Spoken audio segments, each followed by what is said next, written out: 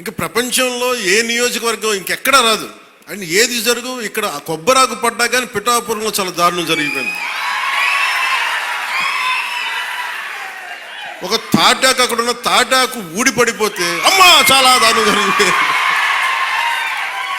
మరి గత ప్రభుత్వ నాయకులను అడగండి, వాళ్ళ నియోజకవర్గం అసలు న్యూస్ ఉంటుందా? ఏం జరుగుతుందో కూడా తెలియదు మీకు. పిఠాపురంలో చిన్న చెట్టు మీద వాళ్ళున్న పక్షి ఈక పడినా కానీ అయ్యా బాబోయ్ పక్షుడు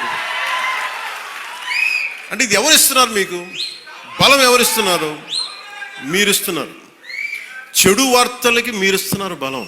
ఒకటి మనల్ని తిడుతుంటే మీరు దాన్ని వైరల్ చేస్తే మీరు బలం ఇస్తున్నారు. ఒకటి చెడగొడుతుంటే వచ్చి మీరు ఎదురు ప్రశ్నించకపోతే మీరు బలహీనలు అయిపోతారు. మీరు నాకు ఓట్లేస్తే సరిపోదు అని ఎందుకు చెప్తున్నాను? 5 సంవత్సరాల పిఠాపురంలో గత ప్రభుత్వంలో ఒక్కసారి మీరు ప్రతి ఒక్కరు మేధావులు చాలా మంది ఉన్నారు, పత్రికేయులు ఉన్నారు, చాలా మంది విభిన్నమైన పార్టీల నాయకులు ఉన్నారు.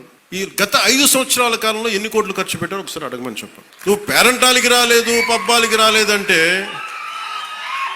ఒక దేశం కోసం శ్రమించే వ్యక్తిని, ఇంత మందిని ఏకం చేసే ఒక వహించే వ్యక్తిని నాకు మీరు ఇవ్వాల్సింది, మేము ఉన్నాం కాచుకుంటాను, మిగతా వెళ్ళి పని చేయని చెప్తే కదా నాకు ఆనందం.